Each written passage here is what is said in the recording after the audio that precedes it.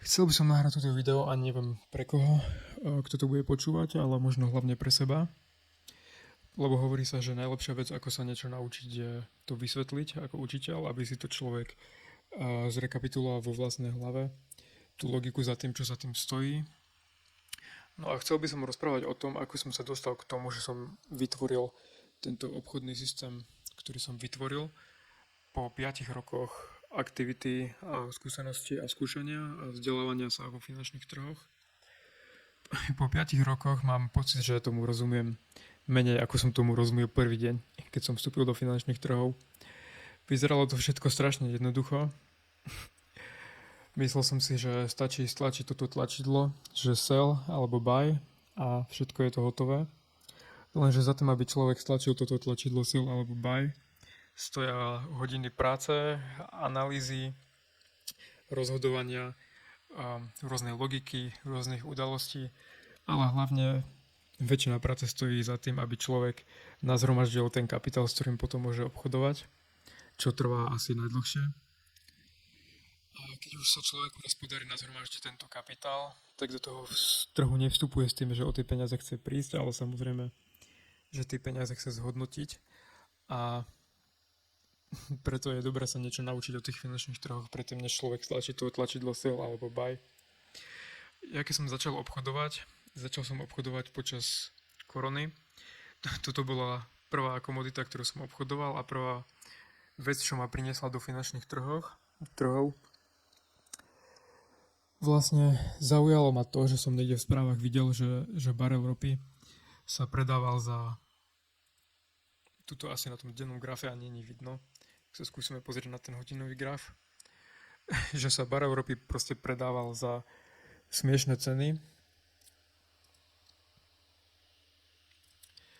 alebo že dokonca ropné spoločnosti dávali barely ropy ľuďom zadarmo, alebo platili ľuďom za to, aby tie barely ropy zhromažďovali, kvôli tomu, že bola korona a tá ropa nebolo ju kde uskladniť, nebolo ju ako využiť. A táto príležitosť ma zaujala, mal som našetrené nejaké peniaze z roboty, tak som si myslel, že by som to mohol využiť na to, aby som ani nezbohatol, ale aby som si privyrobil nejaké peniaze, ktoré by mi vlastne v budúcnosti pomohli ísť buď študovať, alebo si ísť nejak za svojimi cieľmi. A chcel som si vytvoriť vlastne taký čas, také časové obdobie tým, že si nazhromaždím nejaké peniaze pomocou toho obchodovania alebo investovania a že toto časové obdobie nebudem musieť pracovať, ale budem sa môcť venovať nejakým iným veciam.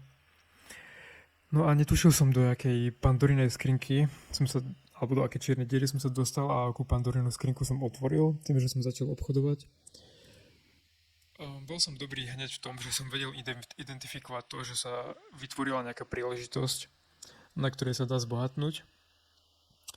Ale keďže som nemal žiadne skúsenosti, informácie o investovaní neboli jednoducho rozšírené, nemal som šajnu, ako kúpiť tú ropu, tak aby som ju mohol dlhodobo držať a aby som na tej investícii bol jednoducho profitabilný. Lebo ak by som ju kúpil za tie peniaze, ktoré som mal, tak by som na tom zarobil jednoducho stovky percent. Tento graf to neukazuje až tak dobre, ale pozrieme sa na tento graf, čo sa s ním stalo počas tej korony. Tu vidíme, že bol prepad 70% a nárast jednoducho 200% za niekoľko mesiacov. Lenže ja som nebol schopný normálne to kúpiť, aby som to mohol dlhodobo držať, pretože som o investovaní a obchodovaní nič nevedel. Namiesto toho som si utvoril účet u Save the Brookera a kúpil som za všetky moje peniaze tú ropu na páku 10, lebo som si myslel, že to z 10 násobí môj profit. Niekoľkokrát som zarobil za pár minút stovky eur. Bol som úplne nadšený a povedal som si, že ty kokos, týmto by som sa mohol živiť, veď je to úplne jednoduché. Kúpim niečo a ono to ide hore. Lenže neuvedomil som si, že to, čo som robil, bolo ako hrať nejakú ruletu, staviť na čiernu alebo na červenú, s tým, že tam je ešte menšia pravdepodobnosť, že človek na tom zarobí, lebo človek platí aj obrovské poplatky za to, keď niečo drží na páke a platí poplatky jednoducho za forexový spread, platí poplatky brokerovi. Keď človek hraje ruletu, má vlastne 48% šancu, keď staví na farbu, že sa trafí do tej farby.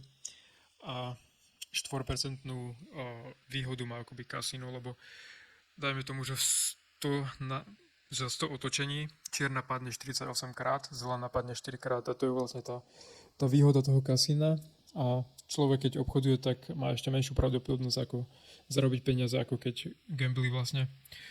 Takže tu vidíme, že napríklad chytil som nejakú takúto sviečku, niečo som zarobil, potom som to tam všetko poslal, všetko som to prerobil proste. Došlo to až do takého bodu, že som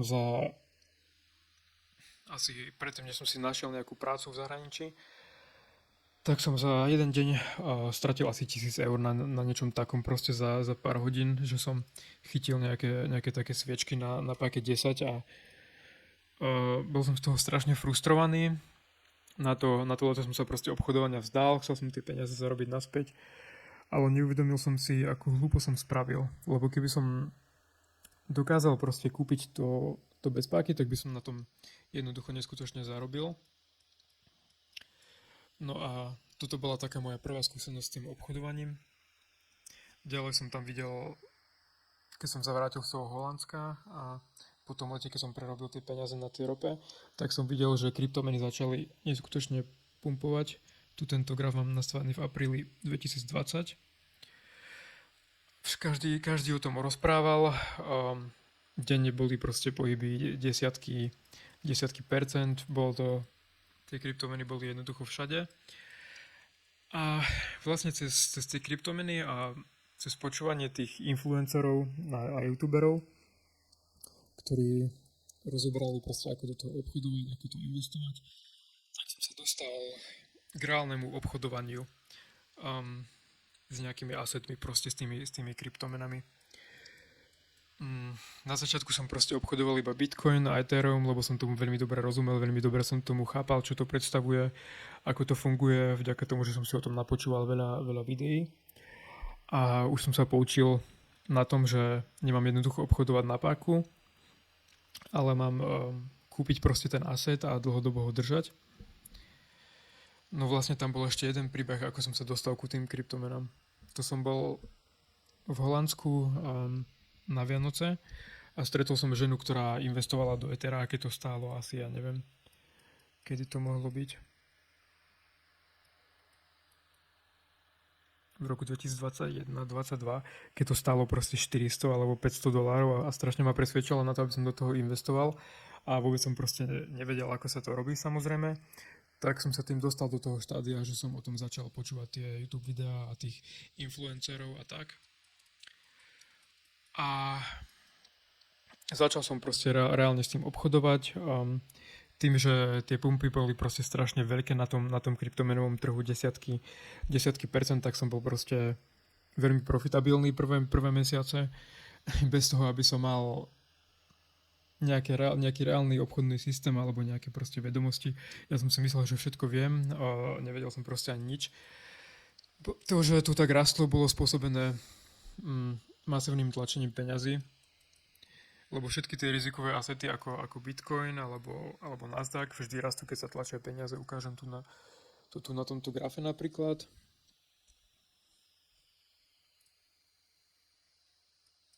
Ako to tlačenie peniazy vlastne ide non-stop, hej. Tu od toho covidu sa vytlačila v podstate štvrtina peňazí v obehu a všetky tie peniaze jednoducho, čo boli v úsporách a čo sa vytlačili, tak skončili jednoducho v akciovom trhu, lebo ľudia sa bali inflácie a všetko to tam proste naposielali najrýchlejšie, ako sa dalo a tí, čo proste vedeli niečo kúpiť a držať to dlhodobo, tak na tom proste zarobili. Vidíme, že Bitcoin spravil 1000%, hej, za rok, čo je vlastne 11x. Kebyže do toho niekto investoval $10,000, tak by zarobil na tom vlastne 110,000. No a ja som proste nechápal, čo sa deje, lebo som nechápal ekonomike. Nevedel som, ako svet funguje, ale videl som tam nejakú volatilitu a nejaké príležitosti. Tak som vlastne vstupoval do krátkodobých obchodov, keď som bol v nejakom profite, tak som to stále proste predal. A cez to, že som vlastne počúval denne ľudí, ktorí boli kvázi profesionálni obchodníci a čo fungovali roky na finančných trhoch a videli takúto príležitosť, čo sa stane raz za storočie vlastne. Tak som sa dostal k tomu, že ma to začalo strašne zaujímať a fascinovať a môj mozog začal byť ako taká huba. Snažil som sa absorbovať všetky informácie o obchodovaní, čo som vedel získať. Čítal som knihy, pozeral som videá, denne som sa pozeral na tie ceny. Snažil som sa vytvoriť nejaké obchodné systémy proste. Lebo som si uvedomoval stále, že to je tá proste cesta ku tomu. Ku tej slobode, ktorú som vždy chcel. Ku tej slobode toho, že by som mohol žiť, kde chcem. Nemusel by som chodiť do roboty každý deň, ale bol by som vlastne sám pán svojho času a mohol by som pracovať, kedy by som chcel. A vždy to bol taká intelektuálna výzva, tie trhy. Snažiť sa odhadnúť, čo sa stane neskôr. Neviem, či sa viem dobre artikulovať, ale jednoducho sa tie trhy v tomto bode okolo roku 2021-2022 pre mňa stali strašne fascinujúce a chcel som vedieť stále viac a viac.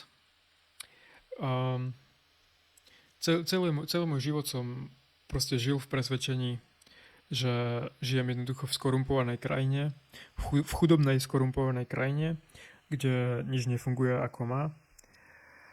A chcel som sa z tej krajiny dostať, aby som mal lepší život, lebo som si myslel, že v iných krajinách je to inak. Lenže vďaka týmto finančným trhom a vzdelávaniu sa v ekonomike som pochopil, že to nie je len tá moja krajina, v ktorej som sa narodil, je na tom tak. Pochopil som, že celý svet je skorumpovaný a celý finančný systém je jeden veľký podvod, že celý svet funguje na dlh, že celý finančný systém kontroluje hrstka ľudí, že všetky profity, všetká moc skončí aj tak v rukách niekoľkých najmocnejších ľudí, ktorí kontrolujú dianie, ako centrálne banky, najväčšie akciové spoločnosti, ktoré fungujú ako čierna diera, všetky peniaze jednoducho šťahnú k sebe. Takže sa tým moja frustrácia vlastne prehlbila, lebo som pochopil, že chodiť do roboty a snažiť sa tvrdo pracovať mi nikdy nevybuduje majetok a nikdy ma nikam nedostane. A tieto veci som si uvedomil ako 21-22 ročný.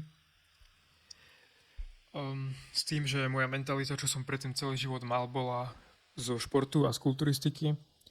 Vždy som mal tú mentalitu toho, že čím viac toho spravím, čím viacej sa obetujem, čím viacej trpím, tým viacej dosiahnem a čím viacej makám, tým ďalej zajdem. Ale vlastne vďaka tomu študovaniu tých finančných trhov som si uvedomil, že to vlastne tak nie je. Ľudia, čo sa dostanú najďalej, sú ľudia, čo majú šťastie, čo sú v správnom čase na správnom mieste, čo vedia uchopiť príležitosť, čo sú rýchli. A mnoho ďalších faktorov, ktoré ovplyvňujú proste všetko, ale zase tá disciplína, ktorú som si vybudoval zo športu, bola dobrá v tom, že som si vždy uvedomoval, že v akejkoľvek situácii sa nachádzam alebo akémukoľvek problému čelím, to, že na ňom budem tvrdo pracovať a že sa budem snažiť, nikdy nemôže veci zhoršiť, ale môže veci iba zlepšiť. Takže teraz v mojej hlave 22-ročnej alebo 21-ročnej bol som na vysokej škole, nastal jednoducho problém, lebo uvedomil som si, že keď chcem si kúpiť aj nejakú vlastnú nehnuteľnosť, alebo keď chcem proste žiť život taký, že cestujem, užívam si život, spoznávam miesta, spoznávam ľudí, som jednoducho slobodný človek, takže proste nemôžem pracovať v nejakej normálnej robote a že musím zbohatnúť.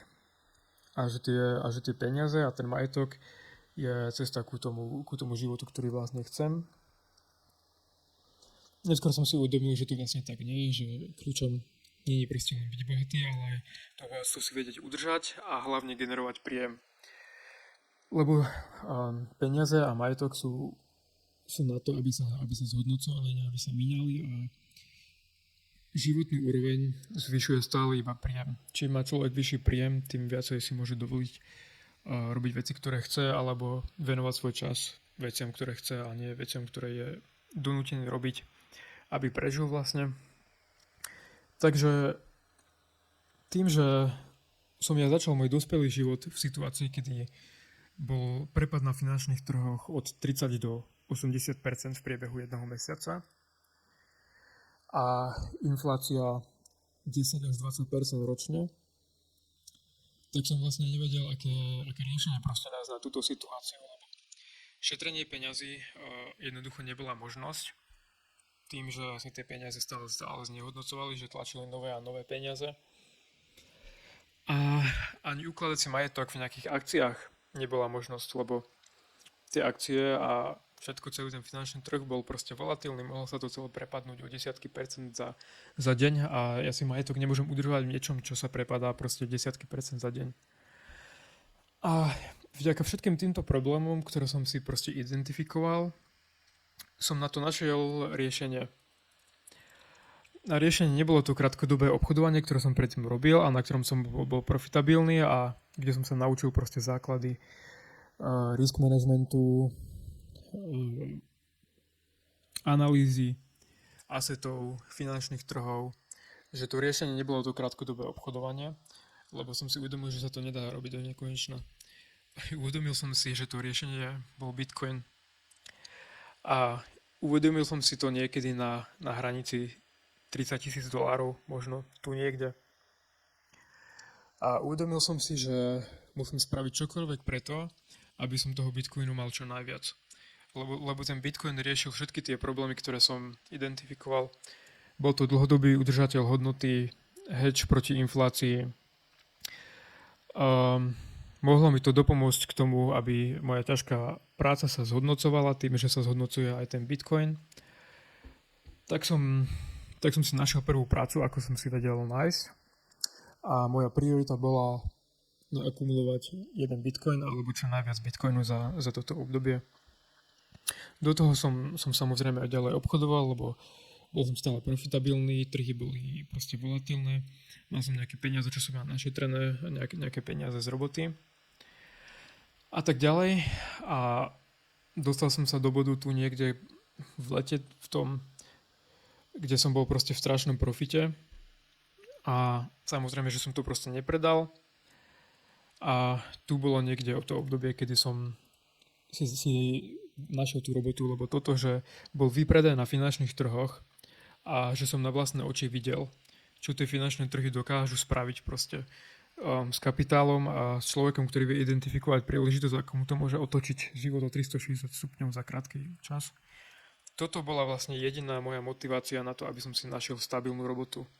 Lebo som neveril absolútne v celý systém, neveril som proste v platenie daní, neveril som v sociálny systém a neverím v neho ani teraz. Lebo štáty sú proste na pokraji bankrotu. A poďme sa pozrieť napríklad na toto.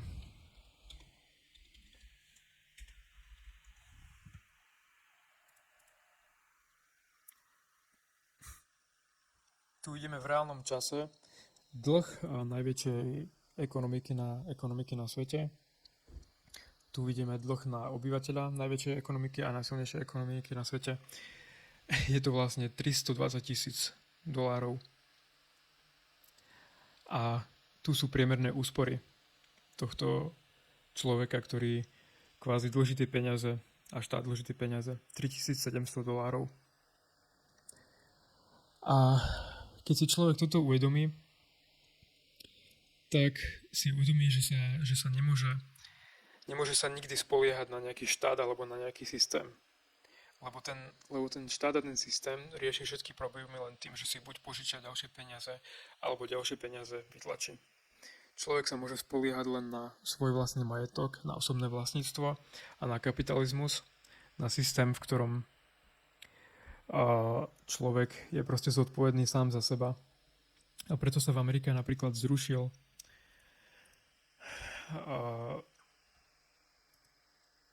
dôchodkový systém, zrušila sa zdravotná starostlivosť, lebo proste ten štát nemôže garantovať nejaký dôchodok alebo nemôže garantovať nejakú zdravotnú starostlivosť. Je to na zodpovednosti každého človeka, aby si vytvoril ten svoj dôchodok, aby si vytvoril tú svoju zdravotnú starostlivosť, aby svojou šikovnosťou a úsilím proste vytvoril niečo a ten štát nemôže nikdy nič garantovať. A ja som si vlastne toto uvedomil tu, keď som mal 21 rokov. Hej. A bol som z toho taký frustrovaný a v takej depresii, že ja ako človek bez akéhokoľvek majetku alebo nejakej zručnosti, ktorá by mi bola schopná generovať vysoký príjem, takže som úplne v prdeli jednoducho. A jediné riešenie na to, ktoré som bol schopný na to nájsť, bolo to, že kúpim proste čo najviac bitcoinu a že ten bitcoin pôjde rásť. OK, robil som to pol roka, skoro rok. A potom sme sa dostali do zmeny na trhu. Všetko začalo klesať. Niekde tu som si dokonca zobral pôžičku, aby som kúpil viacej bitcoinu. Všetko začalo klesať a nielen bitcoin, ale aj akcie, jednoducho všetko. Dokonca aj mena, v ktorej som dostával zaplatené, klesla o 20%. Euro voči doláru vlastne kleslo o 20%, takže kúpna sila moja sa znižovala. Mal som nejaký dlh, ktorý som musel platiť, takže som musel ďalej chodiť do tej roboty.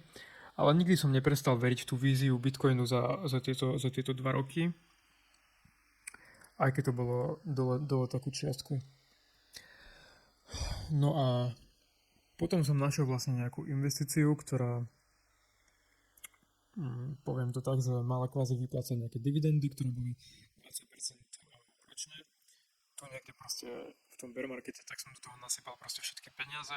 Za niekoľko mesiacov to spadlo a prišiel som jednoducho všetko.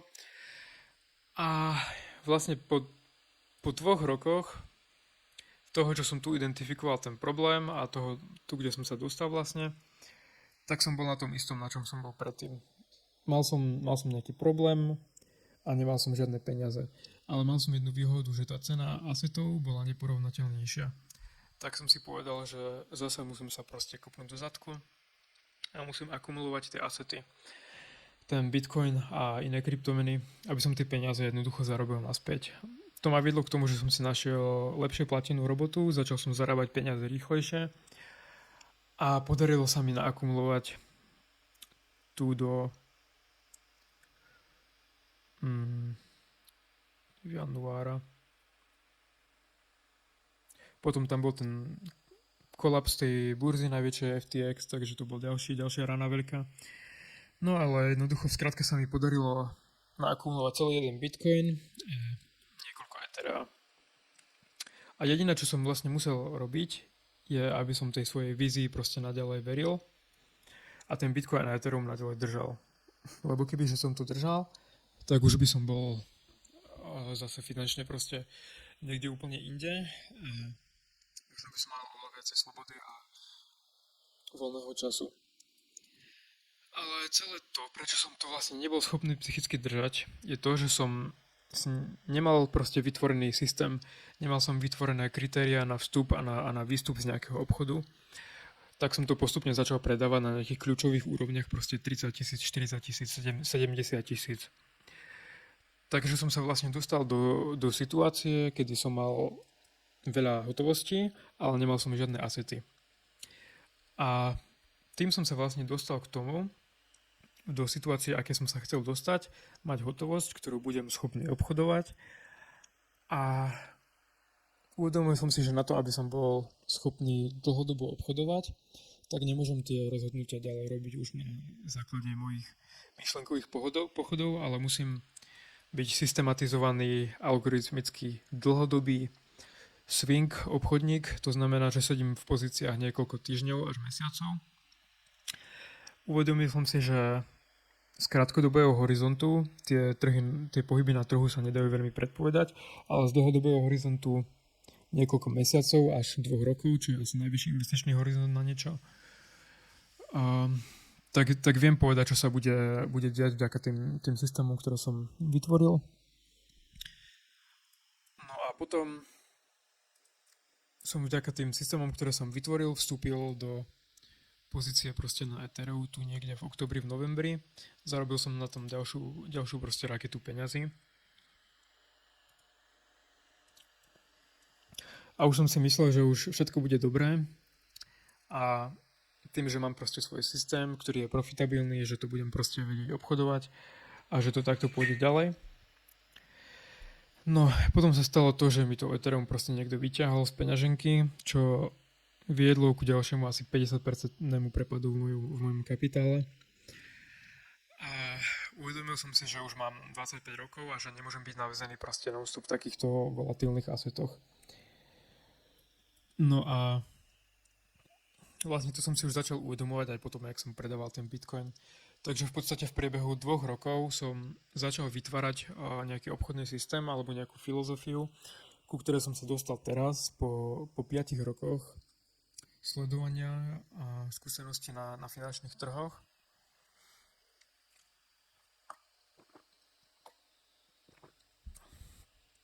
Tým, že som čítal rôzne knihy a kurzy, tak som si vlastne uvedomil, že trh môže byť vlastne v 3 režimoch.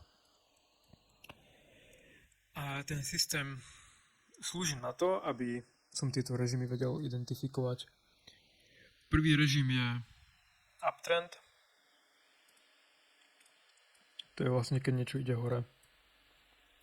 A medzi tým je nejaký čob, jednoducho hore-dole, ale je to upward sloping channel.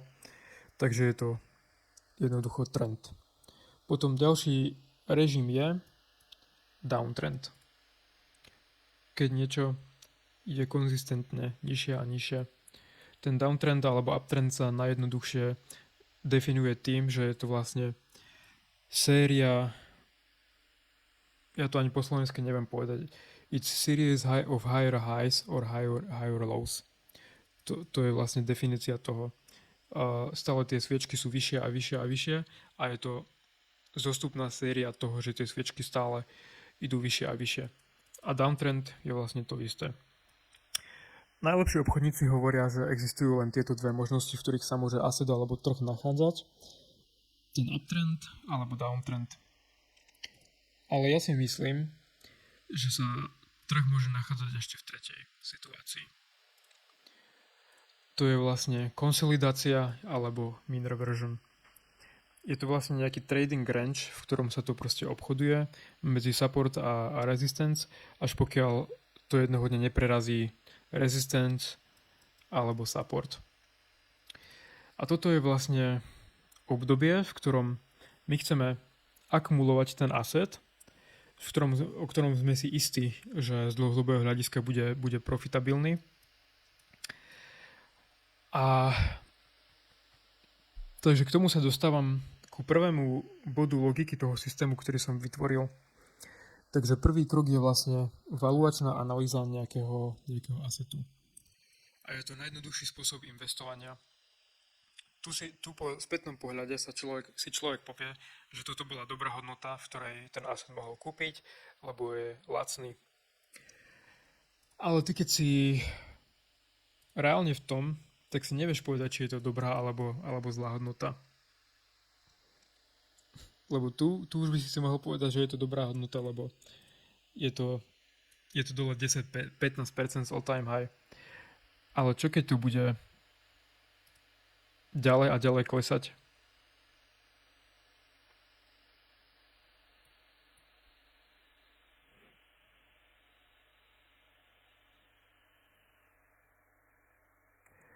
A vlastne tá dobrá hodnota nebola tu, ale tu. A tieto obdobia, kedy sa asset nachádza v extrémne dobrej hodnote na nákup, sú veľmi krátke. A dostane ich iba ten, ktorý denne sleduje trh a ktorý má vytvorený proste valuačný systém. A to je jednoducho, tu je to od 1 mesiac bol asset v tejto hodnote. Tu si každý povie, že to proste pôjde do prdele, že to pôjde zase na nulu. Ale keď investujeme do kvalitných assetov, tak sa nemusíme báť toho, že z dlhodobého hľadiska to pôjde na nulu. A toto bola vlastne logika, ktorou som kúpil Bitcoin za 16 000 a 2 roky potom išiel na 120 000.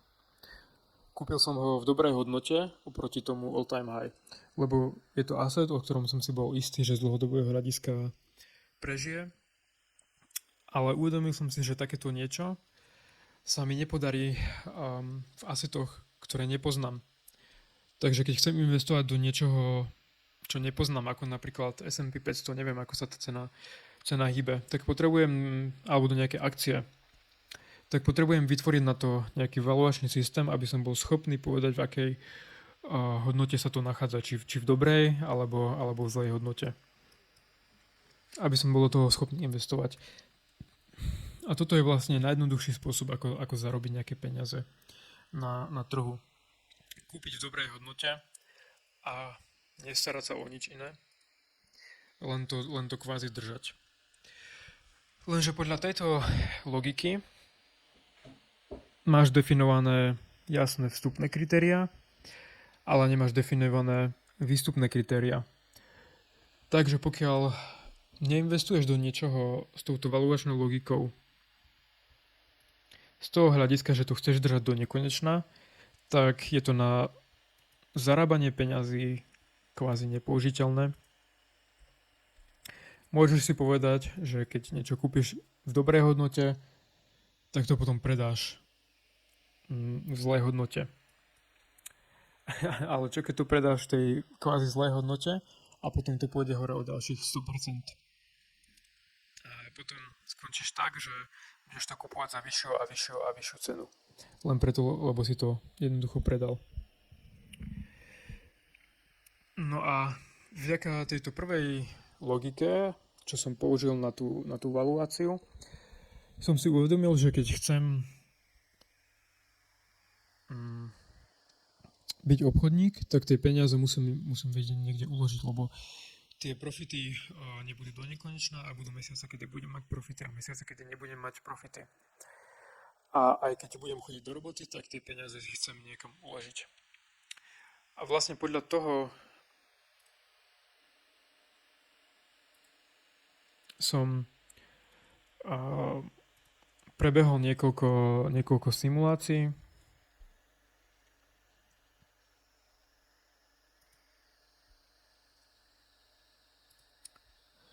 Ja to niekde mám aj uložené, ale tu je jednoduchá stránka na spätné zlistovanie portfólia napríklad od roku 1994 až po roku 2025. A to je jedno proste a uvedomil som si na základe týchto simulácií, desiatok simulácií, keď som skúšal kombinovať rôzne asety, rôzne alokácie, rôzny príjem. Som si uvedomil to, že ak chcem vedieť dlhodobo žiť z investícií, tak sa nemám snažiť o to, aby som tú investíciu kúpil za nízko a predal za vysoko, lebo to sa mi nebude do nekonečna dariť, ale mám sa snažiť o to, aby som vytvoril portfólio investícií, o ktorých som si istý, že ich môžem držať celý život a že budú robiť zhodnotenie stále pár percent ročne. A ak sa dostanem na nejakú hranicu, dajme tomu $500,000 a to portfólio bude raz, dajme tomu ročne o 5 až 10% a ja ročne predám 2% toho portfólia, tak z tej investície vlastne môžem žiť.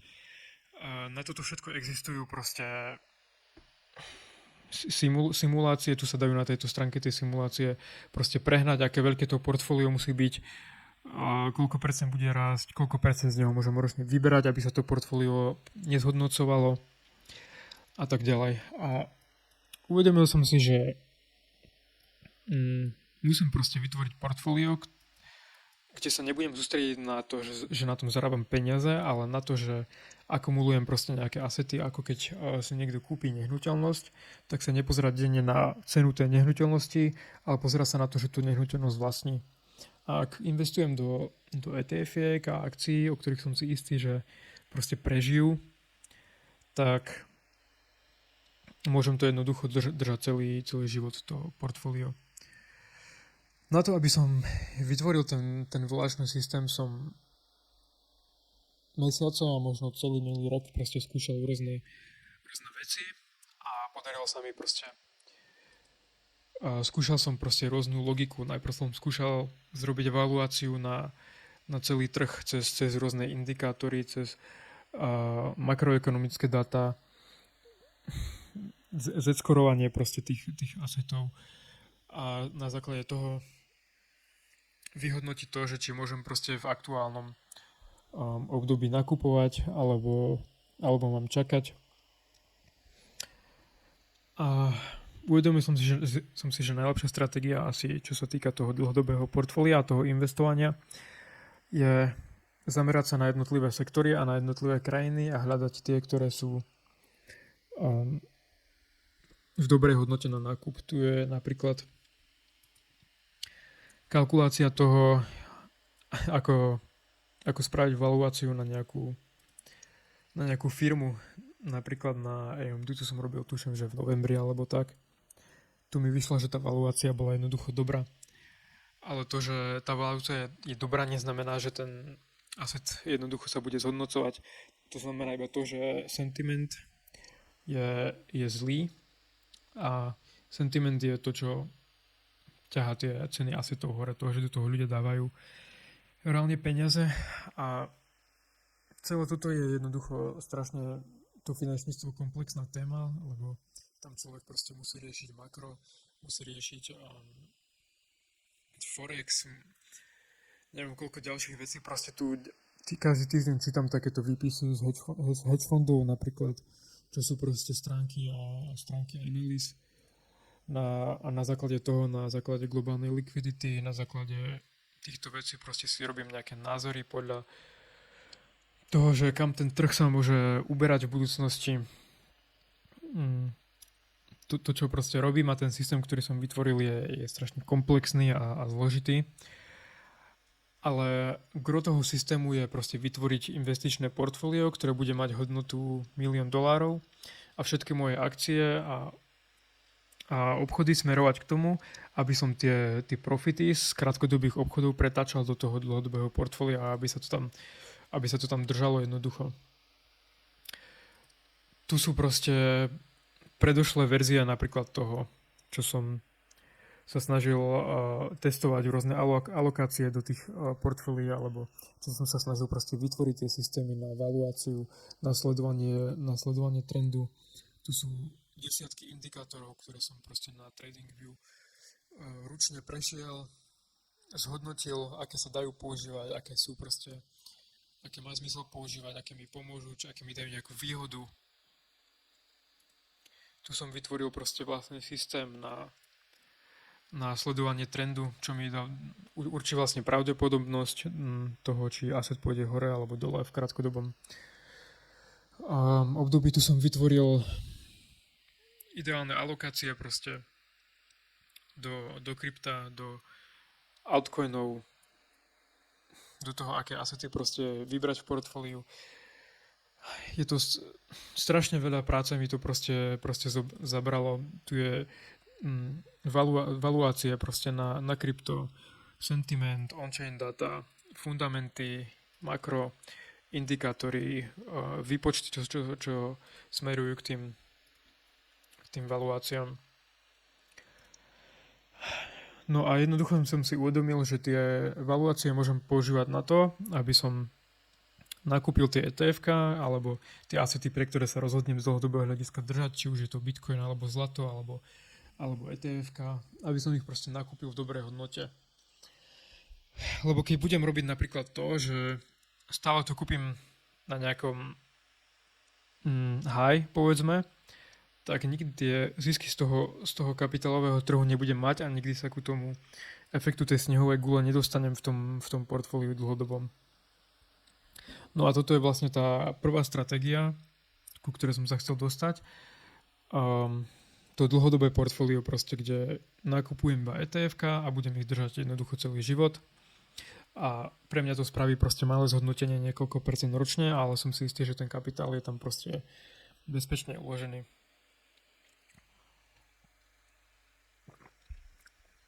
No a celým týmto rozprávaním a týmto procesom som sa chcel dostať k tomu, aj tak mi príde, že som dokopy nič nepovedal, lebo to, čo proste robím a na aké dáta sa pozerám, tak by som o tom proste mohol rozprávať hodiny. Ale snažil som sa to stručne a jednoducho vysvetliť a tým som sa dostal k tomu, aký systém som vytvoril na obchodovanie, ktoré je nadizajnované na to, aby zachytilo trend. Čo mi vlastne pomôže rýchlejšie naakumulovať ten kapitál do toho dlhodobého portfólia, aby som nemusel mať príjem iba z roboty, ale aby som mohol mať príjem aj z toho kapitálového trhu. A tu sa pozrieme napríklad vec, o ktorej nikto nevie. Cena taká od 4. januára do 23. apríla za 3 mesiace 23%, 230% respektíve. A mňa cez tie kryptomeny, ktoré som začal obchodovať na začiatku tej mojej kariéry a kvázi v obchodovaní, mňa vždy zaujímalo najviac to, ako zachytiť tieto extrémne trendy smerom nahor. A ako dostať alokáciu tu a aké mať kritériá na výstup tu, aby som vystúpil pred prepadom z toho trhu. A vytvoriť taký systém, ktorý mi dá alokáciu tu a výstup tu, ak by sa mi to podarilo, tak je to stroj na peniaze. Lebo tie príležitosti v tom trhu sú stále. A v každom type asetov, ktoré majú trend.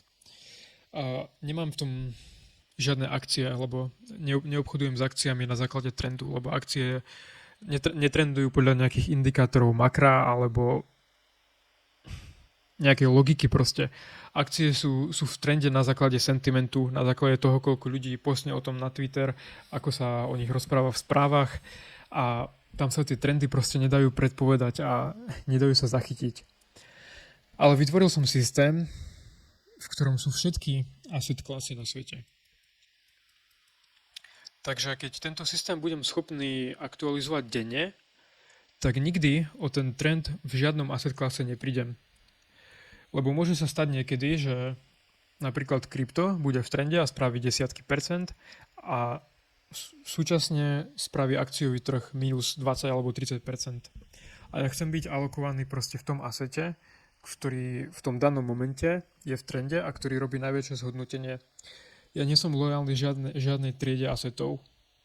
Ja chcem byť stále v tej optimálnej pozícii, ktorá je pre moje peniaze najlepšia a ktorá mi pomôže zarobiť peniaze najrýchlejšie a zhodnotiť ich najrýchlejšie.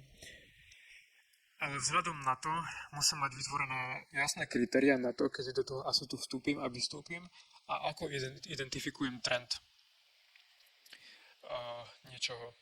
A aké asety vyberiem, ktoré sa dostávajú do jasného trendu. Napríklad to krypto je trieda asetov, ktoré má proste jasné trendy. Séria vyšších sviečok, až v nejakom bode to narazí na resistance a začne to celé padať proste.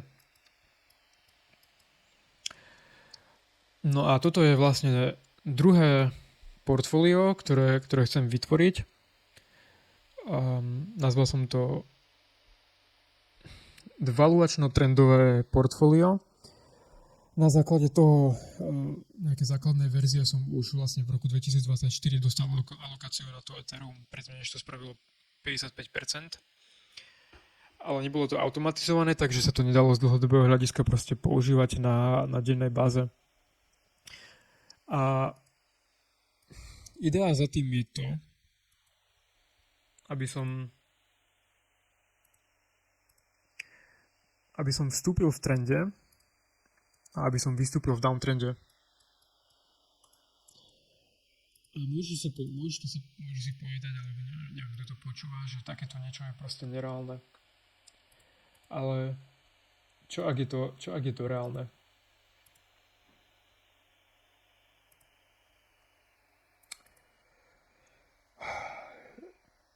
Teraz, keď to potrebujem, tak neviem to nájsť dojde.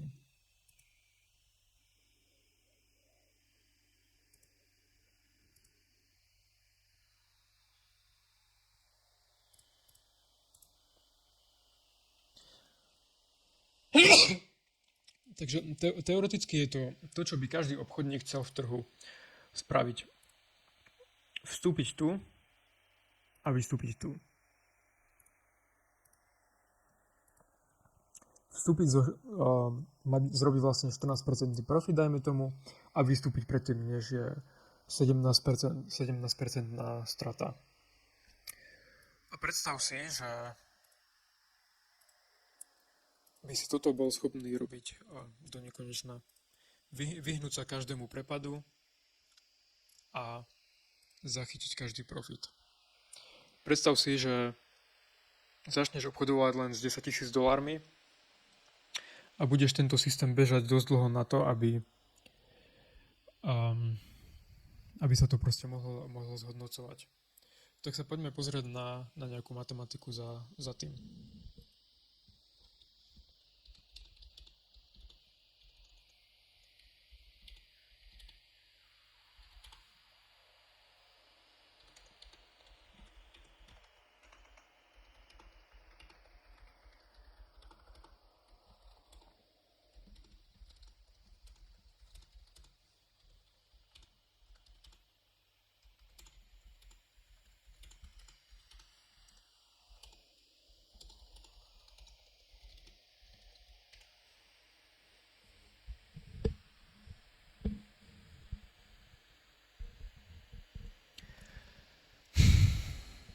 Takže kebyže si mal $10,000 a spravil by si 50 obchodov s plným reinvestovaním profitov a toho začiatočného portfólia na každom obchode a dajme tomu by si spravil 12% a spravil by si tak po dobu 50 obchodov, koľko by si mal z tých $10,000. Za 50 obchodov by si z toho mal skoro $3 milióny. A toto je idea, ktorú som ja chcel vytvoriť a ktorú chcem obchodovať.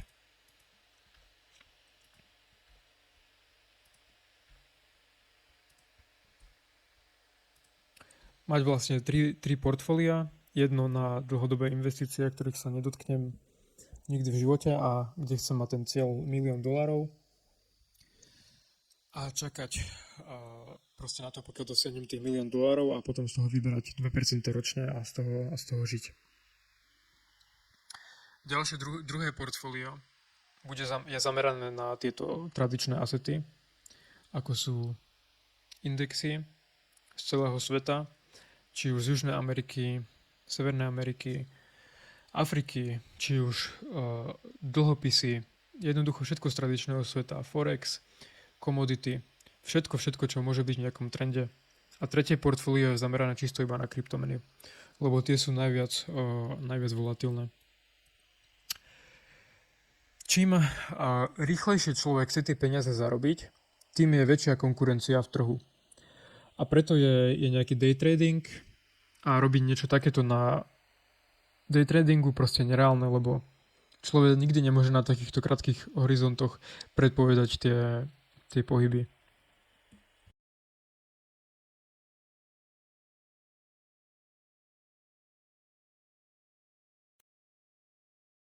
Lebo je tam neskutočná konkurencia.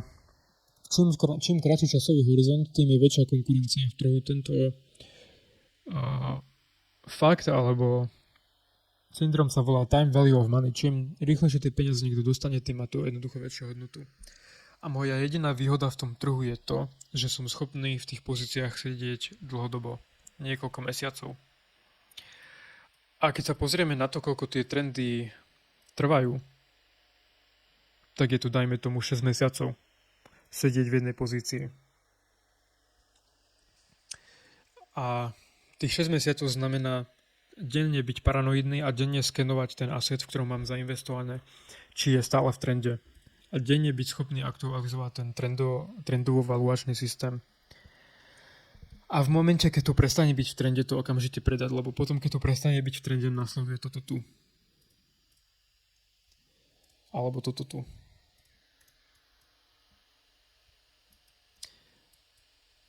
Takže môže byť 6 mesiacov, kedy bezpečne sedíme v tom asete a potom je deň, kedy to treba okamžite predať. Lebo začína downtrend. Dajme tomu, že tu bol uptrend celý čas a tu bol downtrend. Zase uptrend a brutálny downtrend, ktorý vymaže 30% celého portfólia. A my musíme byť schopní to vystúpiť z toho predtým, než to vlastne padne. A jediný spôsob, ako to urobiť, je obchodovať na dlhých časových horizontoch. Takže kvázi bežať portfólio, ktoré je stále alokované na asety, ktoré sú v trende. A ako tie alokácie spraviť, ako to percentuálne spraviť, ktorému asetu dať väčšiu alokáciu. Jednoduchá odpoveď je na to tá, že sa to nedá určiť, ktorý asset bude mať väčšie zhodnotenie a ktorý by mal mať väčšiu alokáciu. Preto by všetky asety v tom trendovom portfóliu mali mať rovnaké zastúpenie. Takže keď máme, dajme tomu, $10,000 a v trende máme 10 asetov, tak každému alokujeme $1,000. Ak jeden asset prestane byť v trende, okamžite tú pozíciu predáme a $1,000 alokujeme medzi 9 zvyšných asetov. Ak obchodujem, alebo ak v tom portfóliu chcem zachytiť každý uptrend, aký sa v tom trhu nachádza, znamená to, že mám v portfóliu, znamená to, že denne musím sledovať okolo 50 až 100 asetov. A pri každej zmene to portfólio musím byť schopný rebalancovať denne. Je to jediný spôsob, ako zachytiť všetky uptrendy v trhu.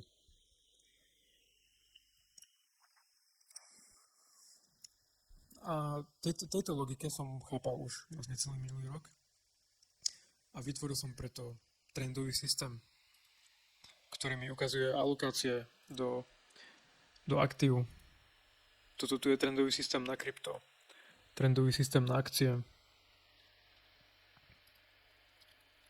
Trendový systém na tradičné trhy.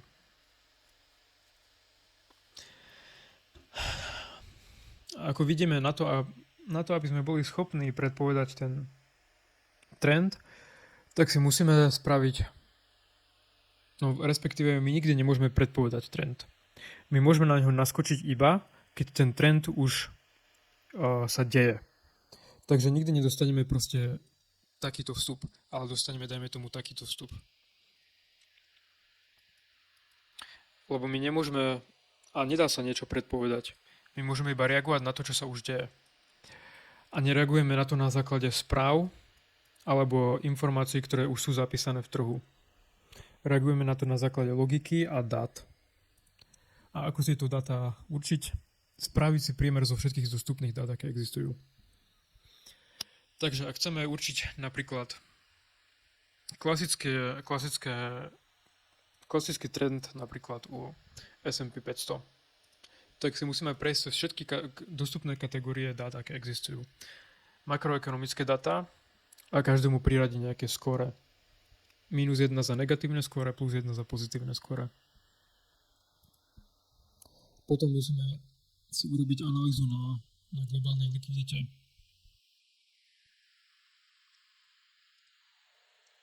Cez trendové indikátory, lebo to ani neviem, kde ten graf mám, lebo som to už dlho nerobil. Ale to je jednoducho jedno teraz, lebo keď to chceme robiť na krypte, tak dáme si tam makroekonomické vstupy. To sú všetko nejaké stránky, na ktorých si pozrieme jednoducho dáta reálne, v reálnom čase. Musíme tam dať makroekonomické dáta, technické indikátory, ktoré určujú trend, technické indikátory na Bitcoin, dajme tomu, indikátory na sieti, vieme sa pozrieť na on-chain analýzu napríklad. Tu sa pozrieme na to, či sme v akom sme štádiu trhu. Keď sme v zelenom, tak to znamená, že sme v trende, keď sme v červenom, znamená, že sme v downtrende. Všetkému tu priradiť nejakú hodnotu. Potom technické indikátory na totálnej likvidite. Iné indikátory proste. Pointa moja je tá, že na každú triedu asetov by sme museli vytvoriť iný trendový systém, ktorý by sme museli ručne denne aktualizovať. Teoreticky, ak by som bol schopný to aktualizovať manuálne 3 hodiny denne na každý aset, tak by som to bol schopný obchodovať, ale z praxe sa to reálne nedá, lebo nemám 3 hodiny denne. A preto som vytvoril zjednodušený systém. Naprogramoval som 50 technických indikátorov, z ktorých sa automaticky vypočíta priemer a ukáže mi, či je daný asset v trende alebo v downtrende. Nie sú to len technické indikátory, ale je to zhluk proste indikátorov na TradingView, ktoré som ručne prešiel, ručne nakalibroval a naprogramoval ich tak, aby všetky fungovali spolu a aby mi to na konci vyhodnotilo hodnotu. To, či ten asset je v trende alebo v downtrende.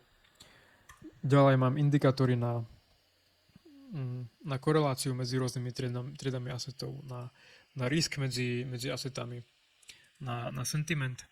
Tuto tu sa dá veľmi rýchlo aktualizovať a stačí to aktualizovať raz za týždeň, lebo sa to tak často nemení. Potom máme tu indikátor napríklad na krypto, ktorý robí automatický priemer zo všetkých dostupných on-chain dát. Denne sa to aktualizuje samo. Potom tu máme makroekonomické vstupy. A keď toto všetko tu nahodím do tej tabulky, tak mi vyjde to, aké asety sú v trende a aké asety nie sú v trende. Takže vlastne v oktobri som vytvoril reálny systém, ktorý sa na dlhodobom časovom horizonte dá obchodovať. Tu sú všetky indikátory, ktoré používam, ktoré som tam ručne naprogramoval do toho jedného indikátoru. Všetky som tu musel ručne aktualizovať a priradiť im hodnotu. Každý deň na to, aby som bol schopný zistiť, aký aset je v trende. Tento krok sa mi podarilo preskočiť vďaka tomu, že som to všetko naprogramoval do jedného indikátoru. A takto to reálne teraz vyzerá. Môžeme vidieť, že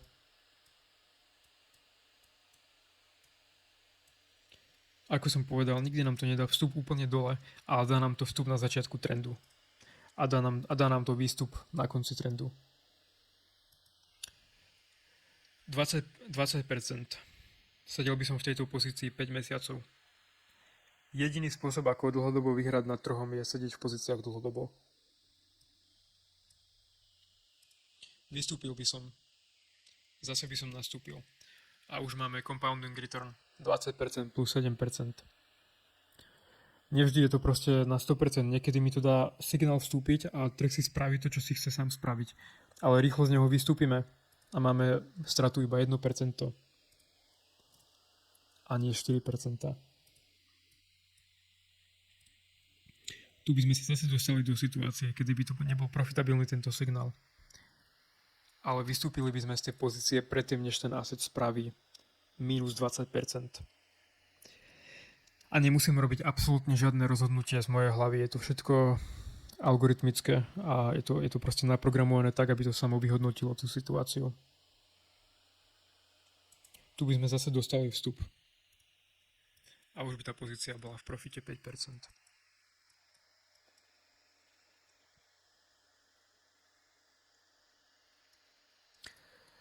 Takže k tomu som sa chcel dostať celým tým môjim rozprávaním, že vytvoriť toto tu, tento automatizovaný systém, ako k tomu viedla cesta, že k tomu viedlo 5 rokov sledovania finančných trhov.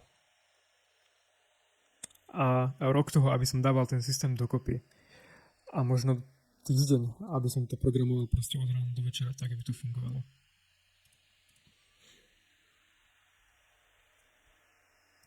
Poďme sa napríklad pozrieť na to, čo tie indikátory sú.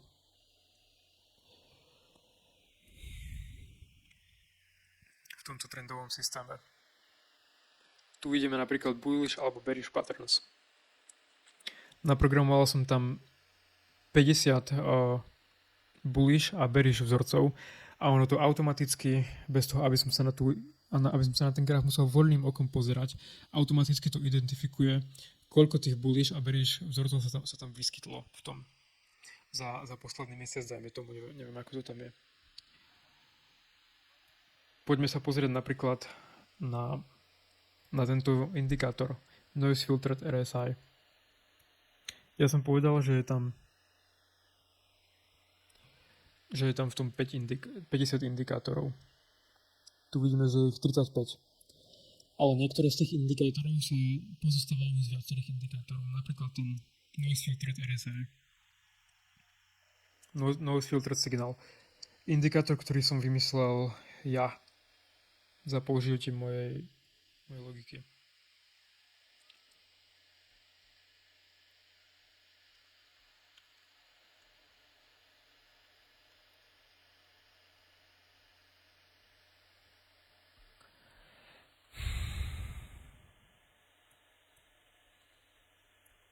Celý tento indikátor má okolo 1500 riadkov kódu. A je to neskutočné, koľko času mi to je schopné ušetriť. Aktualizovať túto tabuľku denne trvalo 2 hodiny.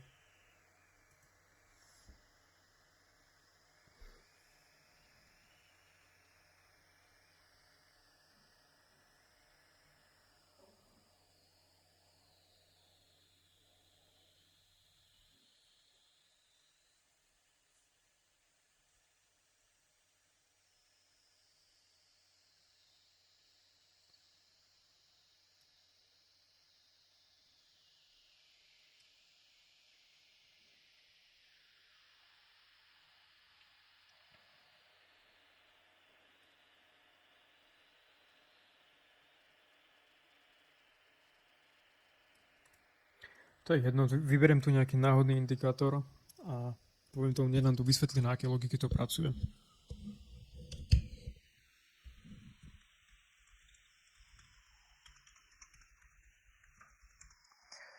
Všetky tie indikátory v tom systéme sa navzájom doplňajú a pomáhajú si a fungujú na rovnakých časových horizontoch.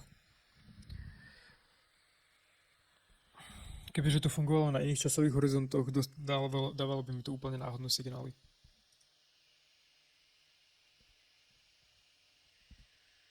Takže napríklad toto tu sa skladá z 3 indikátorov. Zo 4 indikátorov. Priemer DMI trendu, EMI trendu, Ethereum Zones, Ethereum Cloud.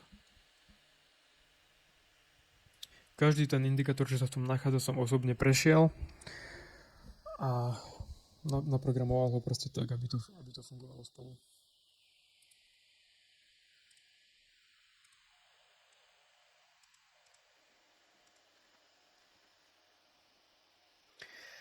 No a jediná výhoda moja na tom trhu je to, že tento systém aktualizujem denne a budem v tom trende rýchlejšie ako ostatní a rýchlejšie z neho vystúpim ako ostatní.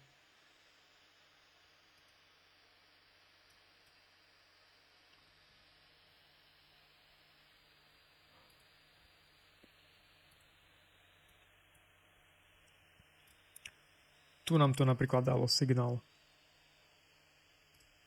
na vyhnutie sa 48% prepadu v asete.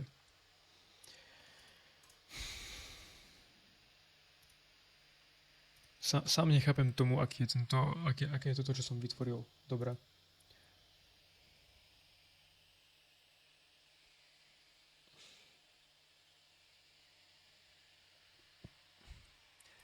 No a dostávame sa k tomu, že všetky tie makroekonomické dáta sa nahodia tu a tu sa vyhodnotí to cieľové portfólio a alokácia na tie asety.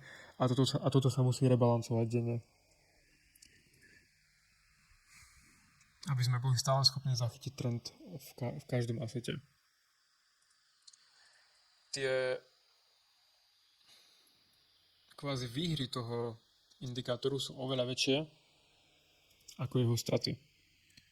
Takže napríklad zrobí to 60% a potom to zrobí stratu 3%. Takže sa vôbec nemusíme bať toho, že by to strácalo peniaze tým, že to diverzifikujeme do toľkých asetov.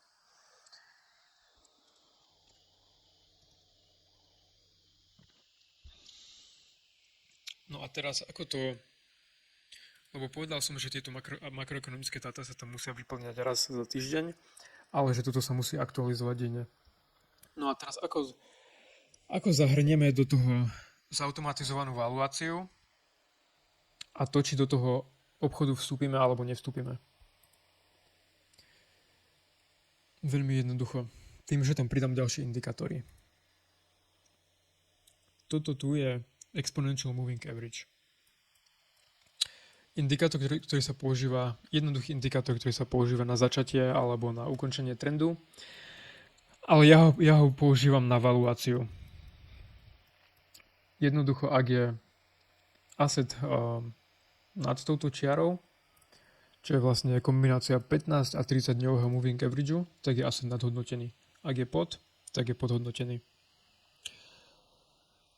A tu vlastne dajme tomu, že by som týždeň spal a nevstúpil by som do toho assetu tu ale aktualizoval by som to tu dnes. A videl by som, že je to proste vzdialené od toho moving averageu o neskutočných 20-30%. Tak sa spýtam otázku, či do toho obchodu teraz chcem vstúpiť alebo nie. Odpovede, že samozrejme, že nie. Lebo historicky sa cena každého asetu vráti naspäť ku tým moving averageom. Teraz je to jednoducho nadhodnotené, extrémne nadhodnotené a preto by som do toho nevstúpil. Ale tu, keď je tá cena pri tom moving average a začína trend, takže máme dobrú valuáciu a máme začiatok trendu, tak je tu perfektný vstup. Takže mám odčiarknuté dve podmienky na vstup do toho obchodu. Ale to nie je obchod, to je pozícia v portfóliu jednoducho, lebo hovorím, že tie obchody sa držia proste mesiace, čo tu sú. A môže byť, že mesiace není žiaden trend a mesiace iba čakám v hotovosti. No a prečo napríklad nešortovať s týmto systémom? Jednoducho preto, že to nie je potrebné. Kebyže mám mať otvorený short od decembra do apríla, tak by mi poplatky za ten short zjedli celý profit. A väčšinu času by to skončilo na rovnaké úrovni, do akej to vstúpilo. Dajme to, že ten short by nemusel byť ani profitabilný. Alebo tu. Takže toto je úplne jednoduchá long-only stratégia. Buď som v asete, alebo držím hotovosť.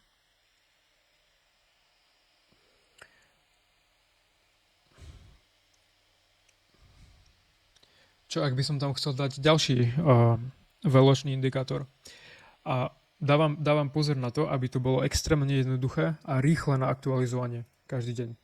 Takže sa pýtam pre vstup 13.5. do nejakého obchodu, ak v tom obchode ešte nie som 3 jednoduché otázky. Je tento asset v trende? Áno. Trend je 1,105%. Pravdepodobne, že ten trend bude pokračovať. Áno.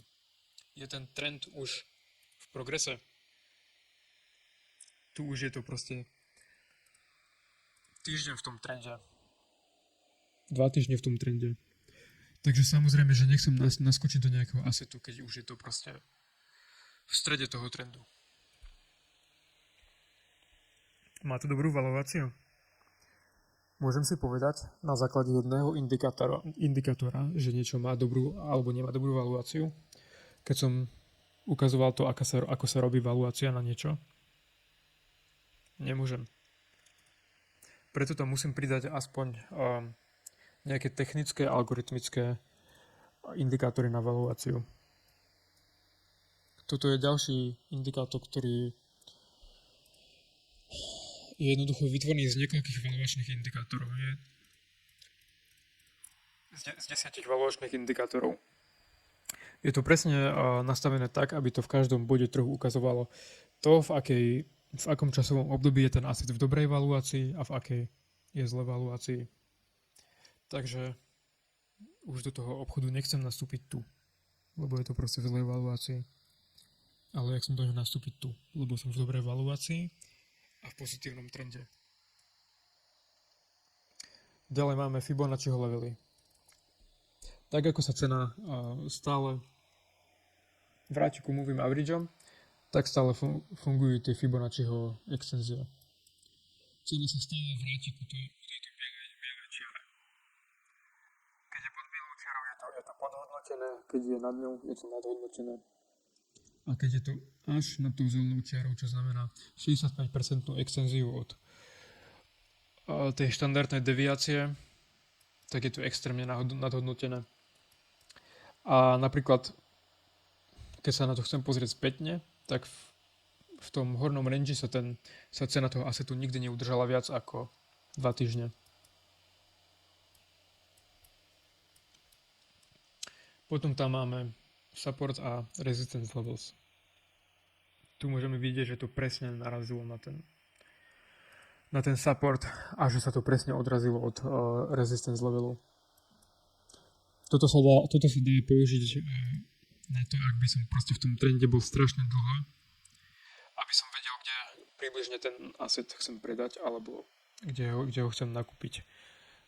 Je to tiež nejaký indikátor valuácie a používaním týchto 5 indikátorov, ktoré aktualizujem denne a pýtam sa tieto 3 otázky, sa rozhodnem, či ten asset chcem kúpiť, alebo či ho chcem naďalej držať, alebo či ho chcem predať.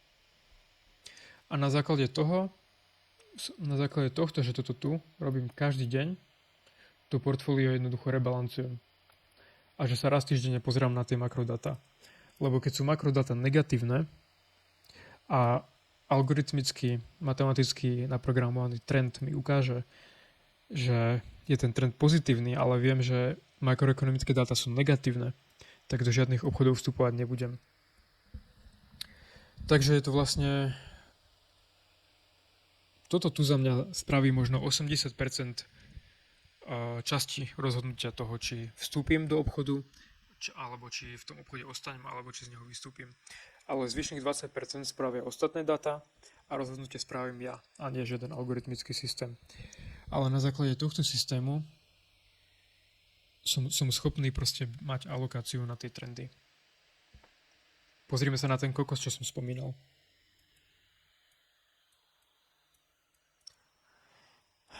Tu som vravel, že to spravilo 200% zhodnotenie za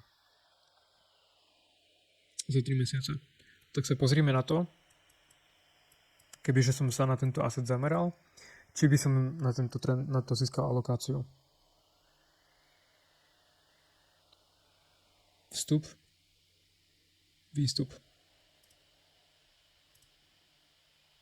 Profit 150%.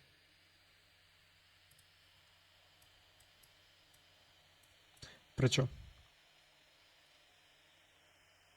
Lebo v tomto bode sa začal trend a ten asset nebol až v takej extrémne vysokej valuácii. Nikde tu by som na ten trend už nenaskočil, lebo je to proste vo vysokej valuácii. A celé toto, že je to v červenom, to znamená, že je to strašne prestrelená tá cena toho. Tu vidíme, že sa to nejako skonsolidovalo, zase bol nejaký trend, zase nejaký prepad a tu začína zase ďalší trend. Teraz je to dokonca podhodnotené. Vstup by sme dostali tu a už by sme boli v profite 12% na tomto. Toto nie je stratégia na obchodovanie, ale je to stratégia na dlhodobý manažment portfólia. Lebo napríklad akcie sú inverzne korelované s dlhopismi. A ja chcem zarábať peniaze v absolútne každom období na trhu, aké je. Takže keď bude bear market, nedostanem žiaden trend v akciách. Takže nebudem schopný zarábať peniaze. Ale dostanem trend v dlhopisoch.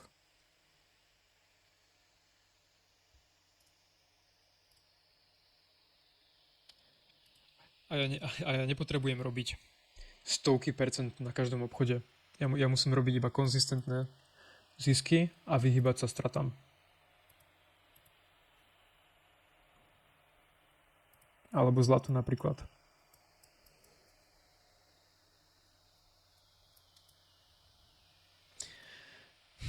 Vstup 20%, sedeli by sme v pozícii 5 mesiacov. Vyhli by sme sa celému obdobiu toho, že sa s tým nič nedialo a za toto obdobie by sme boli alokovaní na niečo iné, kde by peniaze ďalej pracovali. Až doteraz 22% na zlate. Takže idea za tým je tie peniaze stále točiť do nekonečna medzi asetmi, ktoré sú proste v trende. Ďakujem komukoľvek, kto ma počúval a ešte tu poviem nakoniec toto tu.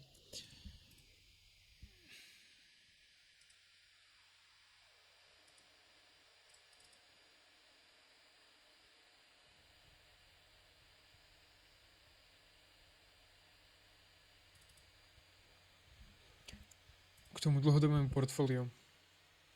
Každý si myslí, že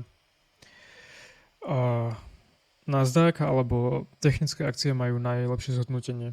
Je to naozaj tak? Poďme sa pozrieť na priemer na návratnosť od 1974 do 2019. Tu vidíme, že každý sektor má približne rovnaké zhodnotenie na dosť dlhom časovom horizonte. A my chceme nakupovať jednotlivý sektor, keď je podhodnotený. A voziť sa na jeho trende. Napríklad healthcare. Strašne podhodnotený. Toto som teraz nakúpil do dlhodobého portfólia, lebo je to extrémne proste podhodnotené. Ale aj tu máme proste trendy.